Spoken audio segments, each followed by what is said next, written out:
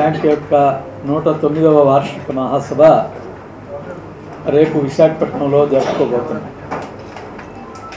ఈ సందర్భంగా గత ఏడాది 50 బ్రాంచులు ఉన్నాయి.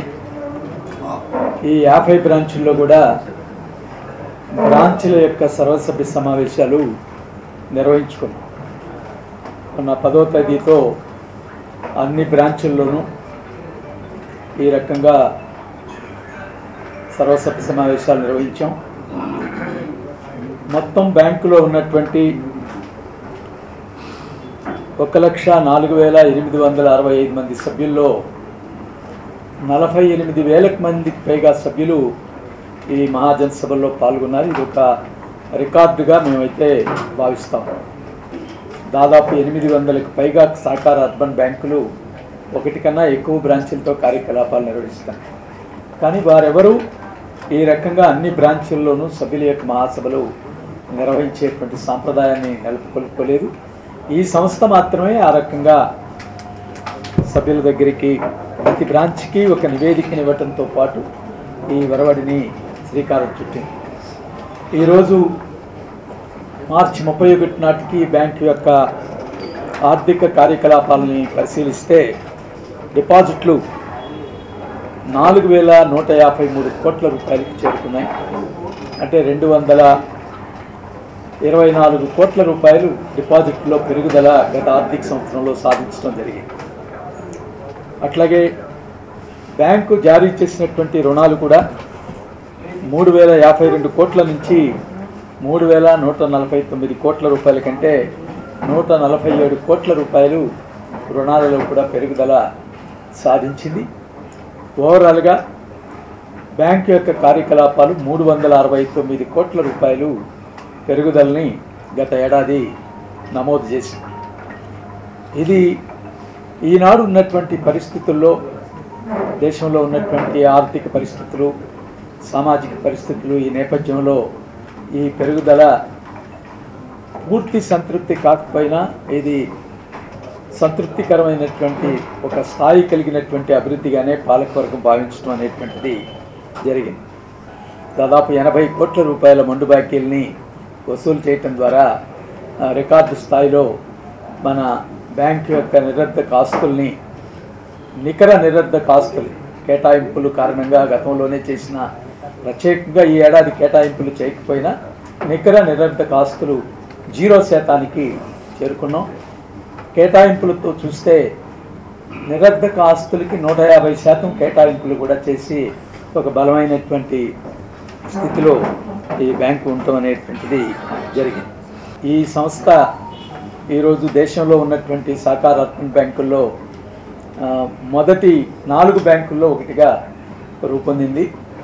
352 కోట్ల రూపాయలకి షేరుధనం చేరుకుంది. గత ఏడాదిలోనే డిపాజిటర్లందరినీ కూడా మెంబర్లుగా చేరమని ఈ సంస్థ ప్రోత్సహిస్తాం.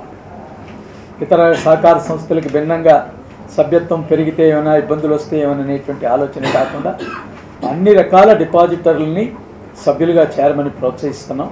ఫలితంగా 7,743 మంది సభ్యత్వంలో పెరుగుదల జరిగి మొత్తం షేరుధనం కూడా 47 కోట్ల రూపాయలు పెరుగుదల అనేటువంటిది నమోదు చేయటం జరిగింది. ఈరోజు రిజర్వ్ బ్యాంకు లేకపోతే చట్టాల్లో ఉన్నటువంటి నిబంధనల ప్రకారం, సహకార చట్టాల్లో ఉన్న నిబంధన ప్రకారం ఏ వ్యక్తి అయినా 5% షేర్ హోల్డింగ్ కలిగి ఉండొచ్చు. అంటే ఒక్కొక్కరు 17 కోట్ల రూపాయలు కూడా ఎవరైనా కలిగి ఉండొచ్చు. కానీ ఈ బ్యాంకులో ఏ వ్యక్తి, ఇంక్లూడింగ్ చైర్మన్, డైరెక్టర్లతో సహా ఏ వ్యక్తి 2 లక్షల రూపాయలకు మించి షేర్ ధనాన్ని కలిగి ఉండకూడదనేటువంటి నిబంధనని ఖచ్చితంగా అమలు చేస్తూ, అంటే ఒక వ్యక్తో లేకపోతే ఒక కుటుంబమో దీన్ని కంట్రోల్ చేసేటువంటి పద్ధతిలో కాకుండా ఒక సామాజిక సంస్థగా ఈ సహకార సంస్థని నిర్వహించాలనేటువంటి లక్ష్యంతో మన విశాఖపట్నం కోఆపరేటివ్ బ్యాంకు పనిచేస్తుంది. సభ్యులకి కోరుకున్నటువంటి వారు ఎవరైనా ఒక స్కీముని పెట్టి వైద్య ఖర్చుల్ని తిరిగి చెల్లించేటువంటి పథకాన్ని ప్రవేశపెట్టడం, అట్లాగే ఎవరైనా సభ్యులు దురదృష్టవశాత్తు మరణిస్తే ఆ కుటుంబానికి కనీసం 5,000 మ్యాక్సిమం వారి షేరు ధనానికి సమానమైనటువంటి మొత్తాన్ని లక్ష రూపాయల వరకు చెల్లించేటువంటి స్కీమ్ కూడా ప్రవేశపెట్టి అనేక దశాబ్దాలుగా ఈ స్కీమ్ని అమలు చేస్తున్నటువంటి బ్యాంకు విశాఖపట్నం కోఆపరేటివ్ బ్యాంక్.